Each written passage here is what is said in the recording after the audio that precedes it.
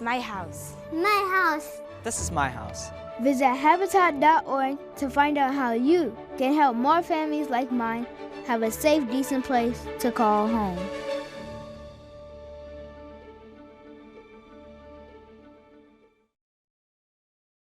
The views expressed in the following program do not necessarily represent the views of the staff and management of WVUA 23.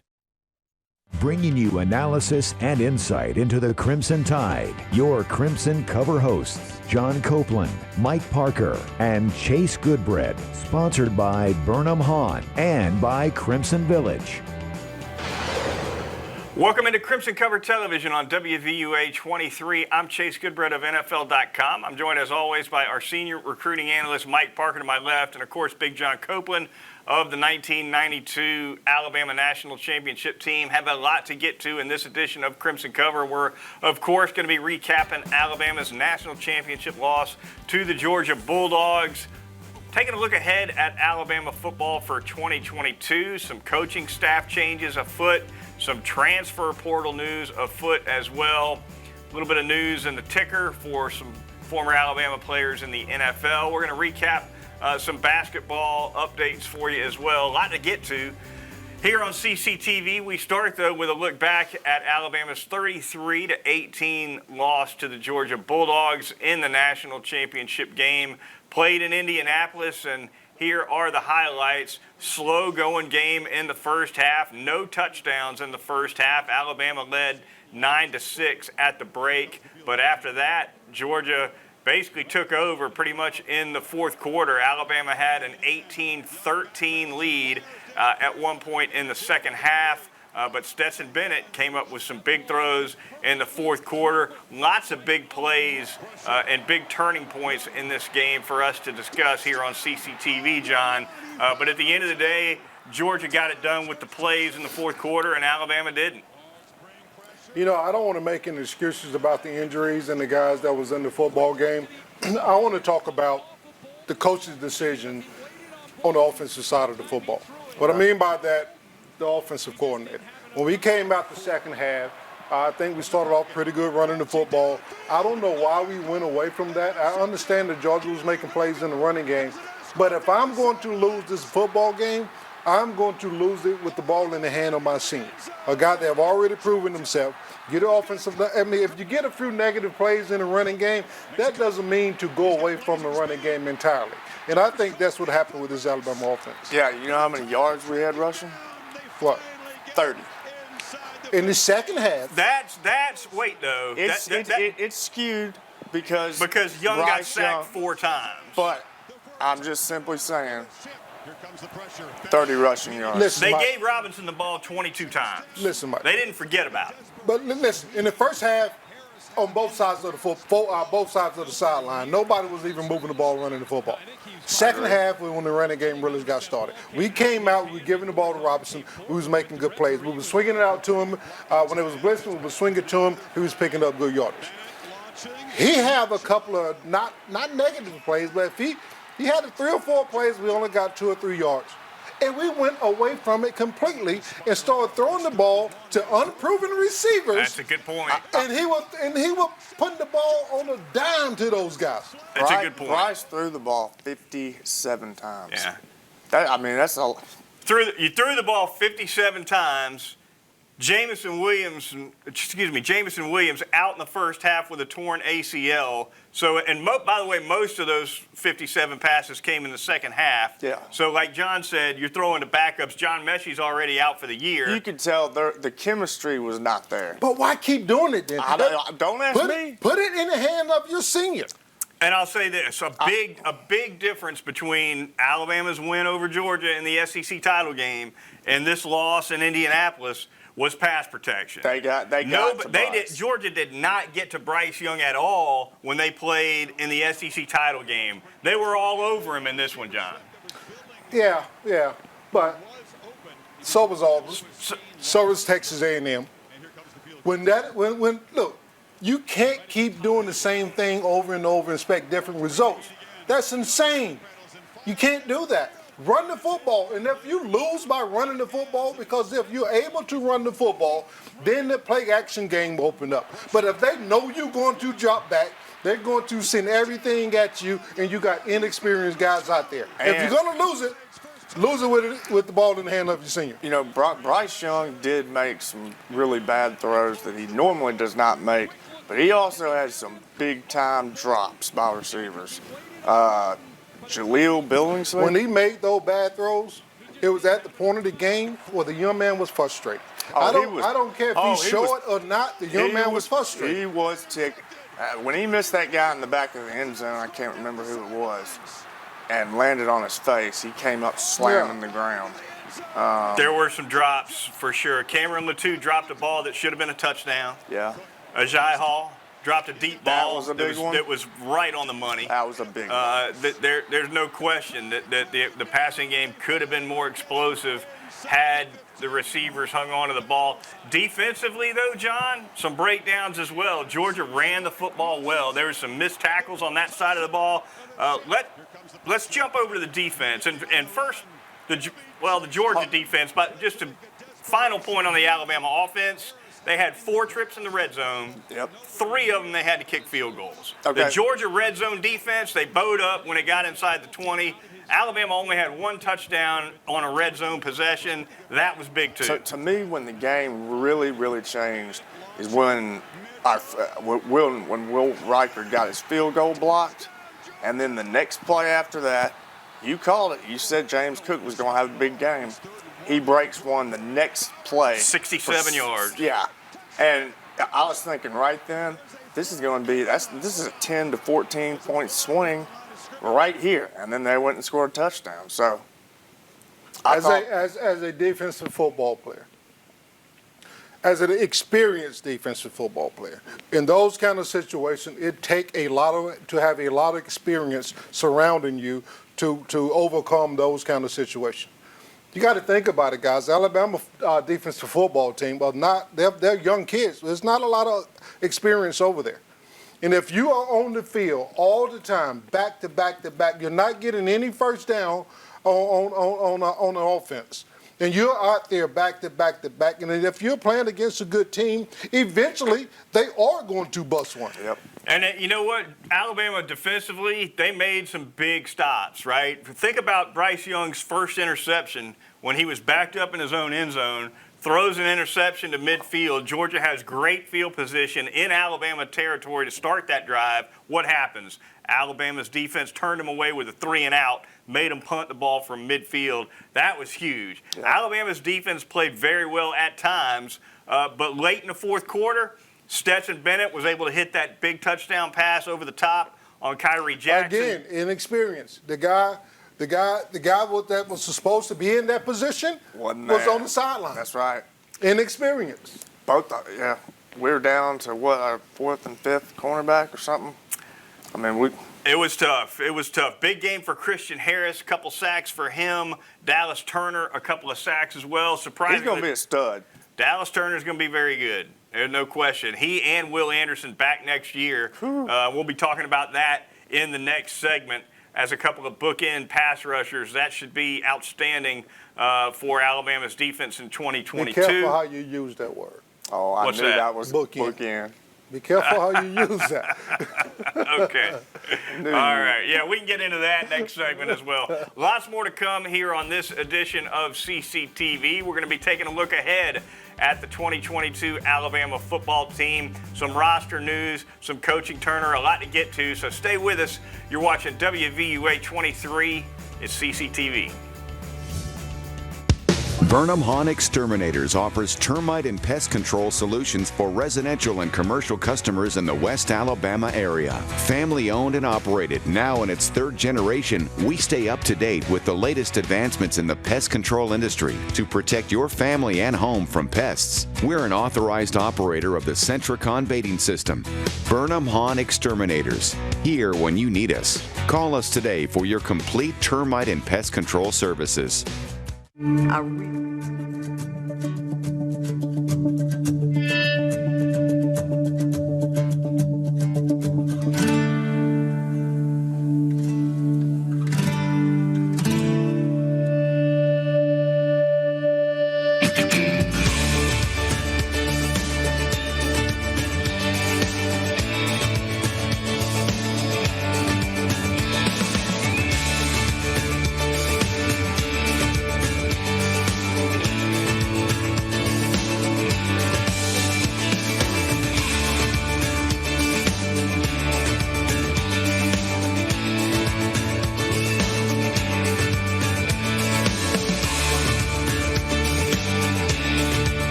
What does it take to be a teacher?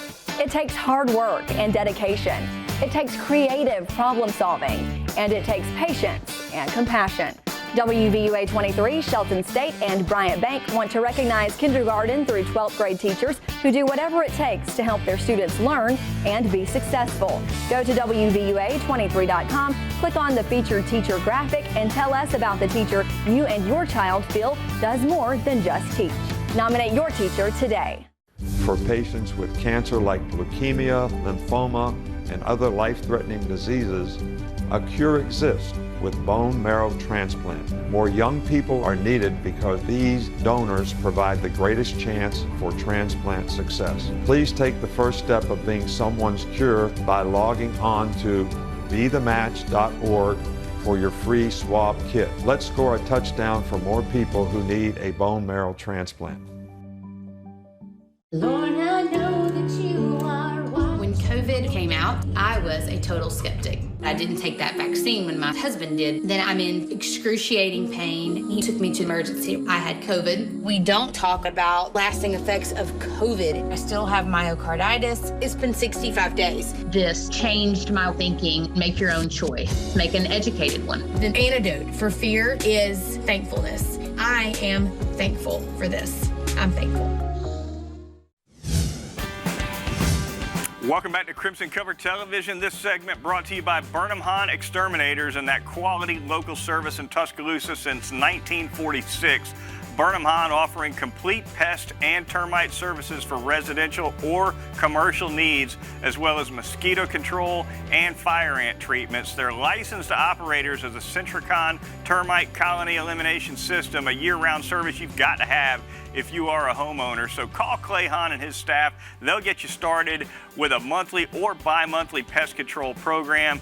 Give them a ring at 553-4433 or visit burnhamhahn.com. All right, we look ahead to the 2022 Alabama team in this segment, fellows. We're going to start with some coaching news. Coaching turnover always happening pretty much as soon as the season's out. Already, Alabama has lost a staffer. Cornerbacks coach Jay Valai takes the job at University of Oklahoma. Same position too, right?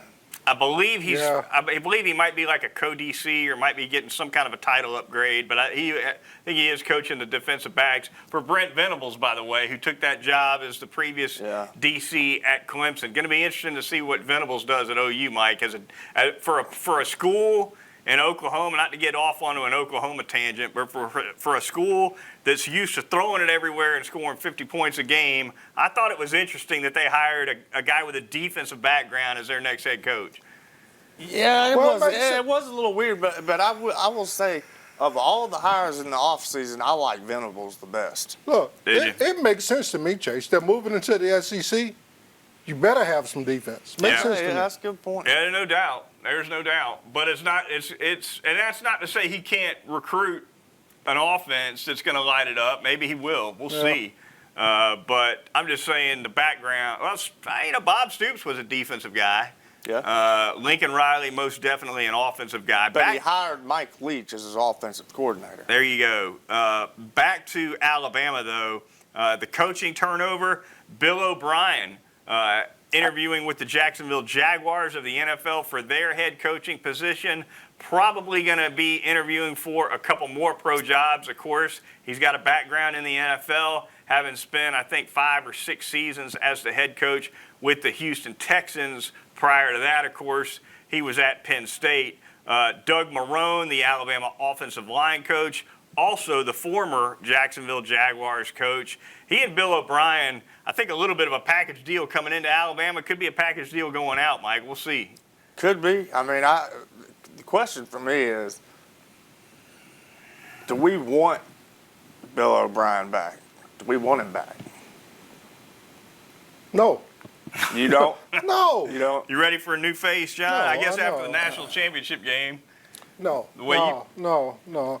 I don't think we should go get any more NFL coaches to be coordinators because the game is different. You can't bring that same kind of mentality to the college game.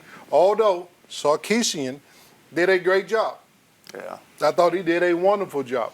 But I like the guy that is a long-time college guy, understand the evolution of the game in college. Yeah, it's totally different. But is there one out spent there? more time in college than the pros anyway before he got to Alabama. He has. So that kind of makes your point for you. And here's my thing, though, guys, and I thought about this today.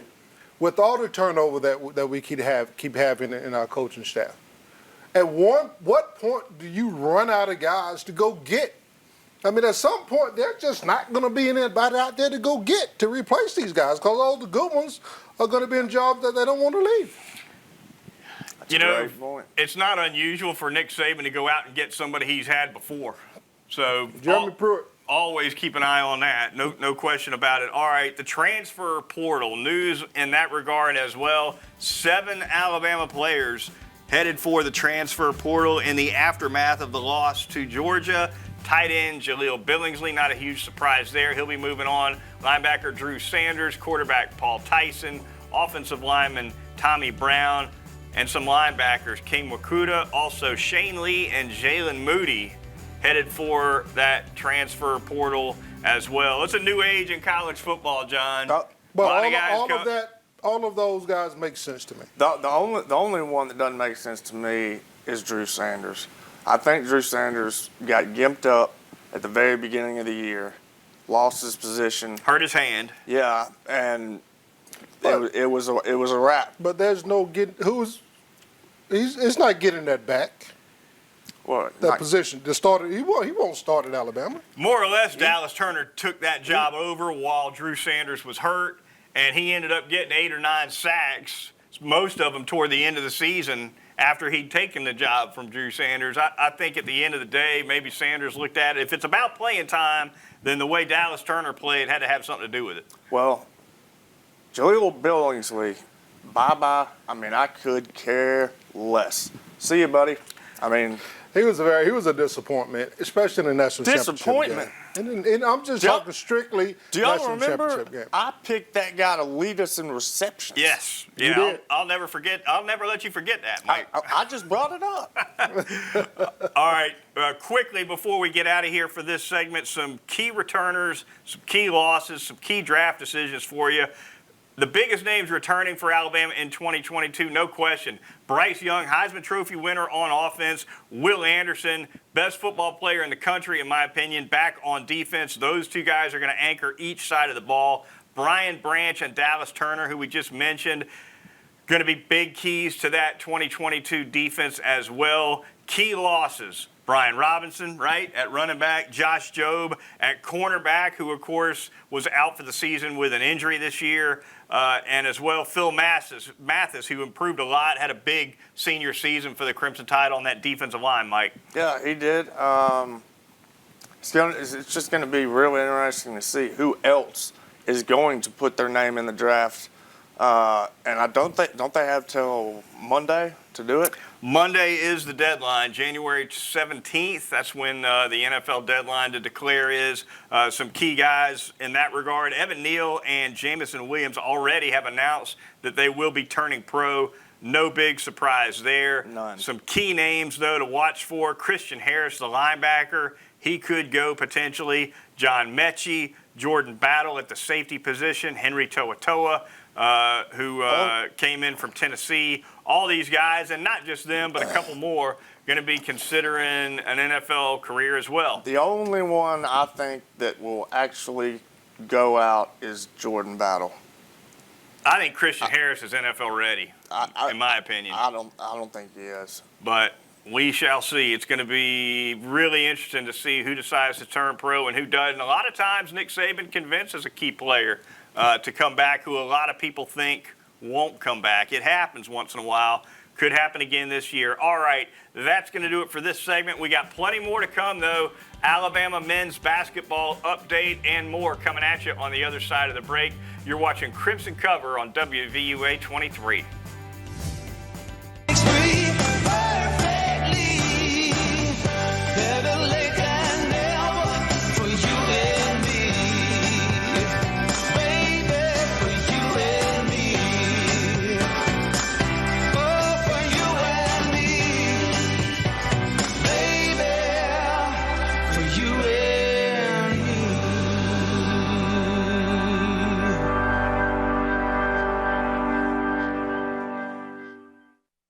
It's good to know that in this impersonal world, there's still a local home-owned drugstore that can take full care of you and your family. The good folks at Northport Pharmacy. Owner and pharmacist Rob Colburn will personally see that all of your prescriptions are quickly and accurately filled and your questions answered.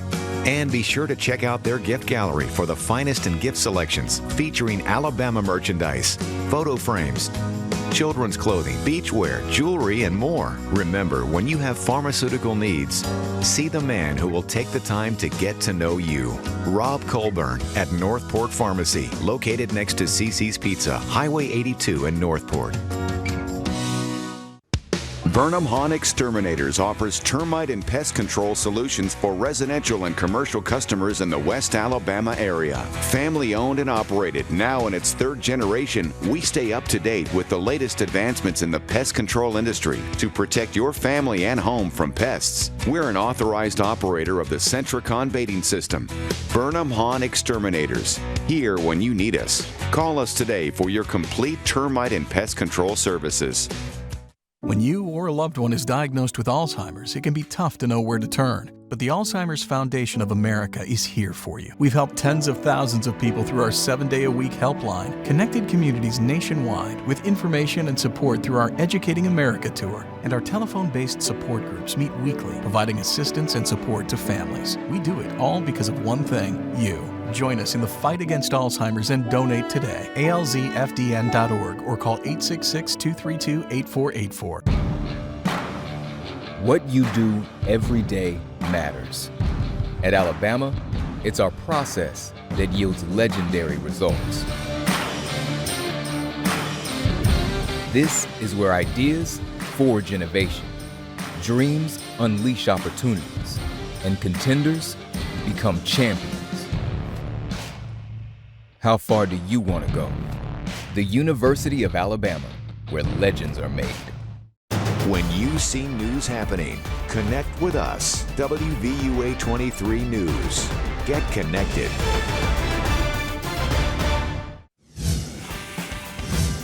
Welcome back to Crimson Cover Television. This segment brought to you by Crimson Village, the most active and fun-loving aging adult community in Tuscaloosa. Residents there enjoy the finest in dining, activities, and lifestyle with extensive amenities and a convenient location right off of Veterans Memorial Parkway behind Crimson Care. Crimson Village offers 3 levels of care, including the Tide Memory Care program. They take the highest of precautions when it comes to COVID-19. Give Tim Eads a call. He's the transition specialist over there at Crimson Village, or visit crimsonvillage.com. And remember, Crimson Village owns fun. All right, fellas, we jump to Alabama basketball. Losers of 2 straight SEC games now, dropped a game to Missouri by 6 points. Then they turn around and lose at home to Auburn this past week by 4 points. They've lost 4 of their past 7. It's been a little rocky for Nate Oates' squad here lately. This game against Auburn, though, a tough loss, 81-77 in Coleman Coliseum was the final score. And the big score for Auburn was Jabari Smith. This guy, he's 6 foot. He reminds me of the Simmons kid a little bit from LSU, who was a first-round pick. He's better. He's 6'10". He can shoot the 3. He's going to be a top 10 NBA pick probably, and he hung 25 points on Alabama. Just too good. And Wendell Green, the little point guard who had transferred into Auburn, he had 19 points. He gave Alabama a lot of problems as well. And, at the end of the day, once again, Mike, Alabama didn't shoot the 3 very well. That was a big factor, too. Yeah, 22% from the three-point line. Alabama. They can't do that. You cannot win if that's your philosophy. I mean, if you're – I don't know. It confuses me because this team seems like it's regressing instead of getting better. Beginning of the year, we were shooting three-point great. Now we can't buy a bucket. As a team, we're shooting 32%. That's horrible. Horrible. That's the way I feel about it. Hey, if you get it, Mike Parker, I'm telling you, he either with you or against you. And that fluctuates from game to game. Hey, Mike, look, I'm with Mike. If you're going to be a three-point shooting basketball team, then you have to be really good at it. If not, then you have to be really, really good on defense. And right now, they're not good at either. 7 for 31 from three-point range against the Auburn Tigers. They were great from the free throw line. Alabama 24 out of 29 on free throws. Quinterly had 14 points, 5 assists, but they just couldn't get it done. Darius Miles, a big night, 10 points and 9 rebounds for the Crimson Tide, but they had trouble getting to the rim. Quite a few block shots by Auburn. And couldn't hit enough three balls. They hit some threes in the second half and made a run at it, but then they let it get away there in the last couple minutes. Up next, we got to move on. Up next for Alabama, going to be at Mississippi State on Saturday, looking to break this two-game losing skid. So we'll see what happens over at the Hump against the Mississippi State Bulldogs. All right. Crimson Cover ticker for you now. A little bit of news around the NFL. Josh Jacobs, former Alabama running back of the Las Vegas Raiders, 132 yards and 26 carries against the Chargers. The Raiders got the Bengals. Big, yes, they do. I bet you a slab. I got the Bengals. You got your old team. Yeah, you want a better slab? Maybe. We'll talk about that in a second if we got time. C.J. Mosley, 13 more tackles for the Jets against the Bills. 168 tackles on the year for C.J. Mosley. That's a pile of stops for that guy.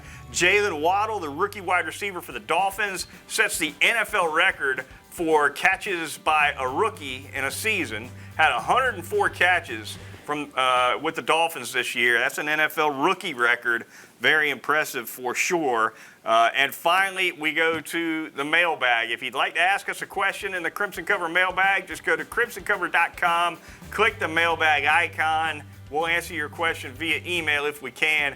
Terry from Birmingham wants to know, Mike, if Mechie and Jamison Williams leave, and we know now that Williams is gone, who will be Alabama's top receiver next season? Who you got, That is Parker? a hard one.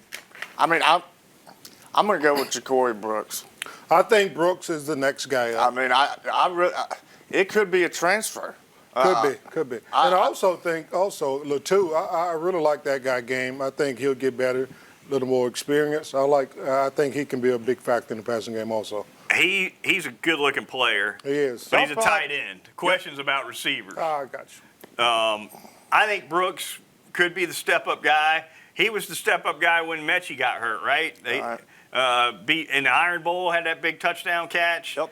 So we shall see if Ja'Cory Brooks is the guy. But we got to get out. For John Copeland and Mike Parker, I'm Chase Goodbread of NFL.com, and we'll talk to you next week here on CCTV. The Holiday Inn Express Hotel and Suites in Tuscaloosa invites you to come and experience our award-winning hotel and exceptional hospitality. We are located just minutes from the Alabama campus and area shopping. If it's business, shopping, groups, or family that bring you to town, call us to book your stay. Once you have stayed with us, you'll understand. We welcome you as our guests, and you depart as our friends. The Holiday Inn Express. Welcome to Baseball Country, a ministry in West Alabama that reaches far outside the diamond. We create opportunities for people of all ages and backgrounds to encounter Jesus. From baseball and softball training for high school to the big leagues, to men's and women's team sports camps, men's and women's ministry, youth mentored hunts, service projects, custom retreats, and so much more. If you want to get in the game, email sam@baseballcountry.com and follow us on Facebook and Instagram. When you want to follow Crimson Tide Sports, there's only one show that takes you behind the scenes. The award-winning Tider Insider TV. Join Rodney Orr and Gary Harris every Tuesday night at 6:30 for the latest